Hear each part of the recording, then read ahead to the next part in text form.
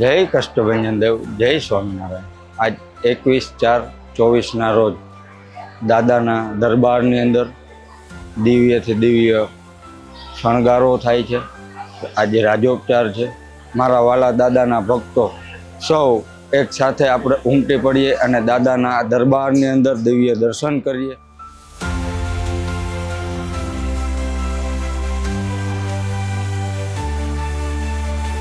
મંદિરની અંદર ખૂબ સરસ રીતે રાજોપચાર થઈ રહ્યો છે, મંત્રોચ્ચાર થઈ રહ્યો છે। લાખો ભાવિક ભક્તો આજે દેશ વિદેશથી આવી રહ્યા છે, મનની અંદર સંકલ્પો લઈને આવી રહ્યા છે અને દાદાને પ્રાર્થના કરીએ કે દાદા એ સૌના મનોકામનાઓ પૂર્ણ કરે।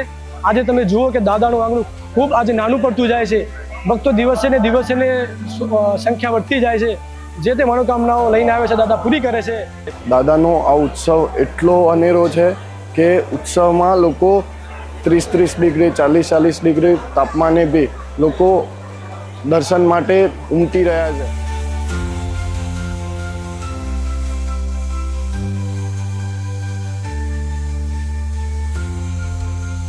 દિવ્ય દર્શનનો લાભ જે અમને મળ્યો છે, અમારો જન્મ સાળંગપુરમાં થયો હોવા છતાંય તે આવા દર્શનનો લાભ બહુ ઓછો મળે છે અને જે હરિભક્તોનો લાભ લીધો છે એ પોતાની જાતને ધન્ય અનુભવતા હશે।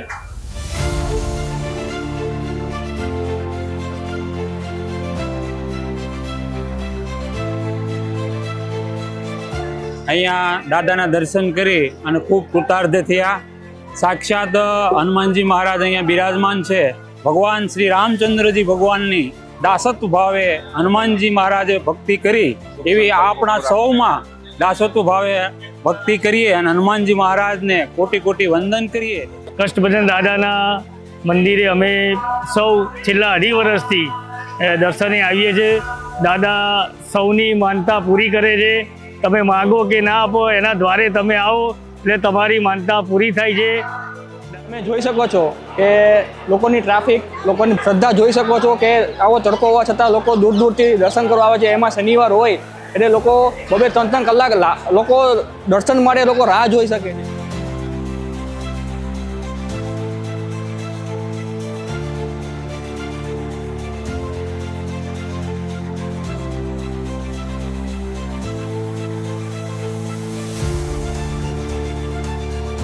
શાસ્ત્રી સ્વામી હરિપ્રકાશદાસજી સ્વામીનું મંડળ આખું જ્યારથી આ ઉત્સવ સંભાળી રહ્યું છે, આ મંદિરની વહીવટ તંત્ર એમના હાથમાં છે, ત્યારથી લઈને અત્યાર સુધી દિવસ એક દિવસ જાણે ઉત્સવને મહોત્સવ તરીકે ઉજવતા હોય અને કષ્ટભંજન દાદાનો પ્રતાપ દેશમાં જ નહીં પણ વિદેશમાં પણ ઠેર ઠેર અત્યારે પ્રચારી પ્રસારી ગયો છે।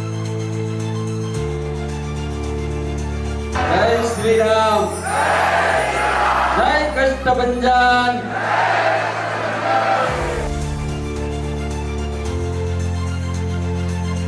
આ દિવ્ય રાજોપચારની અંદર દાદાને 555 કિલો પુષ્પ દ્વારા દાદાનો અભિષેક કરવામાં આવ્યો। આવા દર્શન ભાગ્યે જ આપને સૌને થતા હોય છે। શાસ્ત્રોમાં પૂજાઓનું ખૂબ મહત્વ છે, એમાં આ રાજોપચાર પૂજાનું સવિશેષ પ્રમાણમાં એમનું મહત્વ રહેલું છે। ત્યારે આજે આપણે સૌએ આ દાદાની દિવ્ય રાજોપચારના દર્શન કર્યા અને અમે પણ સૌ ભૂદેવો ધન્યભાગી થયા છીએ કે આવી દિવ્ય રાજોપચાર પૂજા કરવાનો અવસર અમને સૌને પ્રાપ્ત થયો છે।